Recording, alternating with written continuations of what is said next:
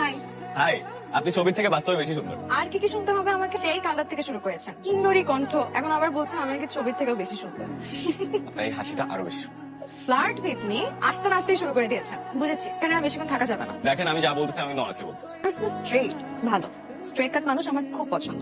চা কফি কিছু? এই সুন্দর একটা বিকেলে আসলে এক কাপ চা না খেলে একদম জোগাড়। প্লিজ চলুন।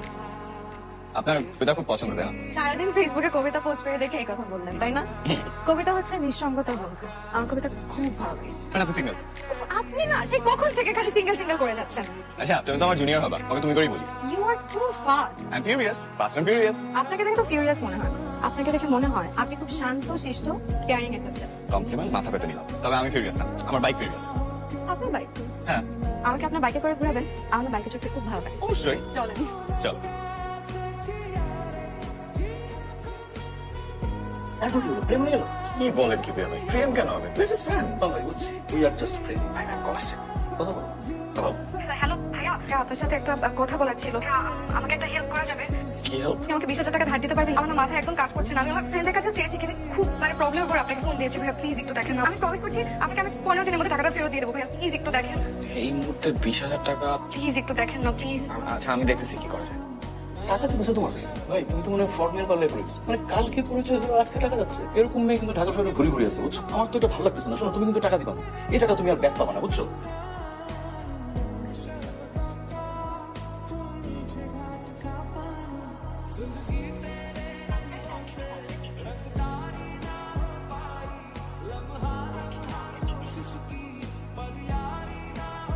বারবার নিষেধ করলাম তোমাকে, আমার কথা শুনলাম। এখন দেখলা তো এটা লাপাত্ত হয়ে গেছে। হ্যালো ভাইয়া। সমস্যাটা কি তোমার? তোমার কোনো খবর নাই কেন? আর তুমি আমার টাকা দাও না কেন? হ্যাঁ, নিজের টাকা পয়সা না দিয়ে ফোনটা অফ করে তুমি পালাইছো। কি মনে করছো? কি মনে করছো আমি তোমাকে ধরতে পারবো না? তোমাদের মতো মেয়েদেরকে না আমার খুব ভালো মতো চেনা আছে। আজকে এই মুহূর্তে আমার টাকা দিবা, নাহলে কিন্তু তোমার খবর আছে আমি বলে দিলাম। ভাইয়া আমি আসলে আপনাকে টাকা দেওয়ার জন্যই নক দিতাম। আপনি আমাকে ফোন দিয়ে দিয়েছেন। আর আপনি প্লিজ একটু বিকেলে ধানমন্ডি লেকে এদিকে আসতে পারবেন? আমি আপনাকে আপাতত 5,000 টাকা দিয়ে দিচ্ছি। পুরো টাকা দিতে পারছি না দেখে আগেই মাফ চেয়ে নিচ্ছি। আমি সরি ভাইয়া, প্লিজ কিছু মনে করবেন না। হ্যাঁ,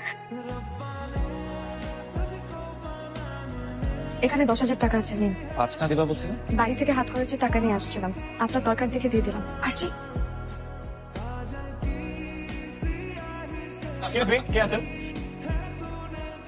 আরে অর্ডার করতেছো না কেন? দেন। নেই, একটা চিকেন ক্যাশনাট সালাদ।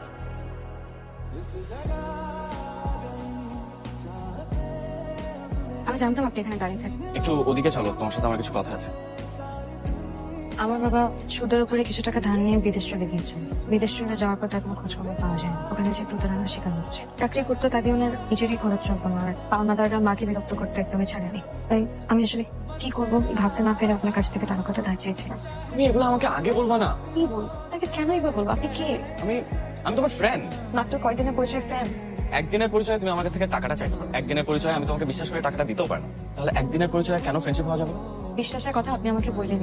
আপনি আমার সাথে সেদিন যে আচরণটা করলেন, দেখো, I am so sorry, I am really really really sorry. দেখো, আমি একদম হার্ট থেকে সরি বলতেছি। ওই দিন আসলে মানে আমি না আসলে তোমার সাথে এরকম ব্যবহার করতে চাই নাই। বিশ্বাস করো, আমার অফিসের সবাই আমাকে এমন ভাবে বুলি করা শুরু করছে, মানে আমি না নিজেও বুঝি না আমি তোমার সাথে কি। আমি কিন্তু কিছু মনে করিনি। আমি গরিব মানুষ, মানুষের থেকে টাকা ধার নিয়ে নিজের খরচ চালাই। আমাকে তো মানুষ 2-4টা কথা শোনাতেই পারে। নীলিমা দেখো, এইসব কথা বলে কিন্তু আমি এখন উঠে চলে যাবো।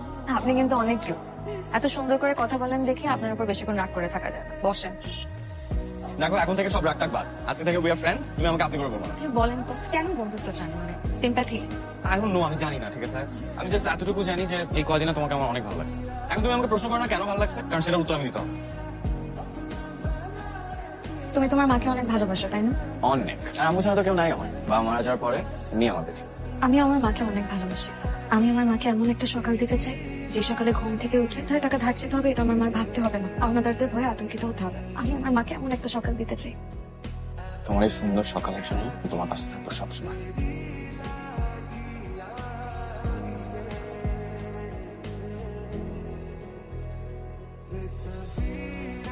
নীলিমা, কি হলো? তুমি ফোন ধরতে না করো? সারাদিন ধরে তোমার ফোন দিতেছি। এই, কে আপনি?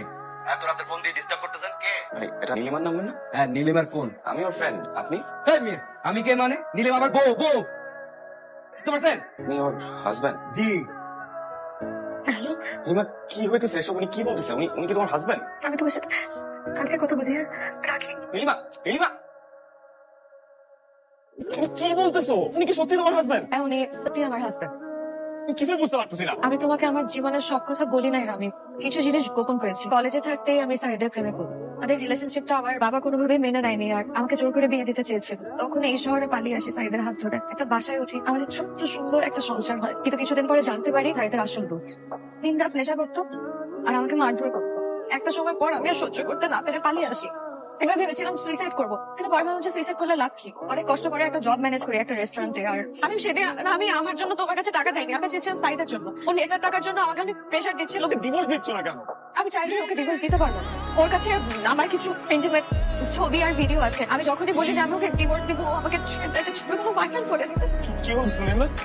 আমি না আসলে হচ্ছে ওই রূপকথা রাজকন্যার মতো, যার প্রাণভ্রমণটা রাক্ষসের কাছে রয়ে গেছে। তুমি জানো আমি রাতে ঘুমাতে পারি না, খেতে পারি না, সবসময় একটা আতঙ্কে থাকে যে কখন উনি আমার কাছে এসে উল্টাপাল্টা কিছুটা করে বসবে, আমি কিছু করতে পারবো না। আল্লাহ আমার সাথে এমন কেন করবেন? আমি এটা থেকে কি আমার বাঁচার কোনো উপায় নেই? বাচ্চার উপায় আছে। তুমি আমাকে ডাক দাও, আমি কথা বলবো ওনার সাথে। আমি একটা ব্যবস্থা করবো, তুমি ডাক দাও। আপনি আপনি আমার বই বয়ফ্রেন্ড, কি করতে পারি বলেন? আপনি নীলিমাকে এত কষ্ট দিচ্ছেন? দিনের পর দিন ছবি ভিডিও দিয়ে ব্ল্যাকমেল করে যাবেন আর আপনার কিচ্ছু হবে না, হ্যাঁ? তাই মনে করছেন? করবো। কি করবি তুই? নীলিমা আপনার নামে কেস করো। এর এত সাহস নাই তো? নীলিমার এত সাহস নাই, দ্যাটস ট্রু, বাট আমার তো আছে। এতদিন নীলিমা একা ছিল, এখন ওর সাথে আমি আছি। আর আমার চাচা ডিআইজি, আপনার নামে হুমকি, নারী নির্যাতন, পর্নোগ্রাফি আইনে কেস হবে। সোজা জেলে যাবেন, জামিন হবে না। তারপর দেখে আপনি কি করতে পারেন। আমার ছেলে আমাকে সব বলেছে, মা তোমার অবস্থা হয়েছে আমার এক আত্মীয় মতো। এরকম একটা খারাপ লোকের সাথে বিয়ে হয়েছিল, এখন আমরা সবাই তার পাশে দাঁড়িয়েছিলাম। এখন আলহামদুলিল্লাহ সে ভালো আছে। কিন্তু আন্টি, যাকে বিয়ে করেছি সে খুব খারাপ মানুষ। কিন্তু তুমি তো ভালো মানুষ, ভালো দিয়ে তো খারাপকে জয় করতে হবে। আমরা তোমার পাশেই আছি। Thank you aunty. Saeed phone দিছে। চলো। ও দুজন একসাথে, খুব ভালো। কি বলবেন বলেন। আপনি আমার বোর্ডে নিয়ে যা ইচ্ছা করেন, আর কিচ্ছু আসে নাই। আমি যেটার জন্য ফোন দিছি আমি ওকে ডিভোর্স দিই। আমার কাছে ভিডিও ছবি যা আছে সব কিছু দিয়ে দিন। তার বিনিময়ে আমাকে 20 লাখ টাকা দিতে হবে। আর কিছু? আর কিচ্ছু লাগবে না। আচ্ছা ঠিক আছে, দেখতেছি আমি আপনাকে কি বলতে পারি। কি বলে জানো আপনি? 20 লাখ টাকা চাইছে। দেখছো ও এইভাবেই আমাকে ব্ল্যাকমেল করে। কোথায় পাবো আমি 20 লাখ টাকা? আমি দিব। তুমি দেবা মানে? কি বলো এইসব? দেখো, আমি টাকা দিয়ে হলেও আমি চাকরিটা ক্লোজ করতে চাই।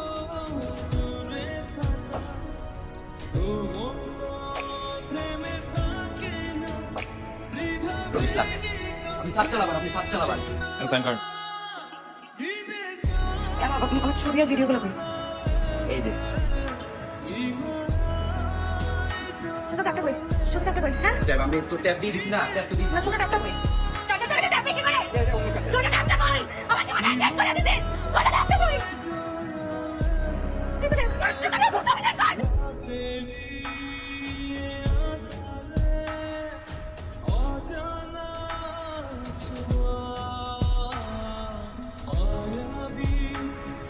আমাকে একবার দেখতে আসলো না। কি বললো ডাক্তার? ডাক্তার বললো এখন অবস্থা অনেকটা ভালো। নীলিমার কোনো খোঁজ পেয়েছে? না বাবা, আমিও তো কত খোঁজ করলাম, মেয়েটাকে কোথাও পেলাম না। হ্যালো? আরে রামি সাহেব, বসেন। আমরা আজকে একটা প্রতারক দম্পতিকে গ্রেফতার করেছি। আপনি একটু দেখে শনাক্ত করেন তো তারা আপনার অভিযুক্ত আসামি কিনা। I Mukhles, G sir. এসো তো। জি স্যার। রামি সাহেব, দেখেন তো এরা কি আপনার 20 লক্ষ টাকা হাতিয়ে নিয়েছে? না হ্যাঁ, একটু ভালো করে দেখুন না। না, আমি চিনি না তাকে। কোন? সে ম্যাম যাই, আমার অফিসে কাজ আছে। রামিম, কেন কিছু বললো না? কেন আমাদেরকে ধরিয়ে দিলে না? তোমার ভালোবাসাটা মিথ্যা হলো নীলিমা, আমার ভালোবাসাটা সত্যি ছিল। তোমাকে একটা অনুরোধ করবো, হ্যাঁ, এই যে মাফ করার প্রতিদান যদি তুমি আসলেই চাও, কোনোদিন কারোর সাথে এরকম প্রতারণা করো না। ভালোবাসার নাম করে কারো মন ভেঙো না। আমার জীবনটা পুরো স্তব্ধ করে দিয়েছে। এসব বলে তোমাকে কি লাভ? প্রেম একবারই আসছিল জীবন, আর কোনোদিন আসবো।